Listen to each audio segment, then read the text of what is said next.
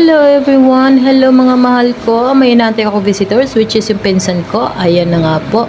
Dumating na nga po siya. Pinasundo ko nga lang po sa kapatid ko. Kalag-kalag man. Gusto daw niya mukhaulog ka ng biko. Ulat ako nag-chat sa ako bigla. Kay mukhaon daw ko siya biko. Agad pumunta naman dito. Pero ang layo po ng biyahe nila kasi galing pa po sila ng Valenzuela. Bago ang mga bata, mga hangover pa tong mga tatlong to. Nagiinuman pala before pumunta dito. Ayan na nga po guys. Pagkatapos ko pong pinakain, pinatulog ko na nga po guys kasi hangover pa po sila. At kawawa naman po guys kung hindi sila matutulog ano. At sobrang init pa po ng panahon. Agwanta sila kaya wala may aircon, mag-electric fan na lang yun sila. Kita nyo naman kung unsa kainit. Pasok na pasok sa loob. Kaya hangover man sila, wala pa nang balinga ang kainit. Karon ni mata naman ni sila. Pag mata nila nagdula dayo ime. Gipakunik man ako sa wifi para dili sila maboring. Kaabot man gud nila. Kung ako daldal kayo nakipagkwentuhan pa, grabe nya kayo siramdam na kung murag maboring sila. Syempre pakunik na ko wifi. Naningaw man pud sila kay ML Life. Sa kadugayon po, karon pa pud mi nagkita sa akong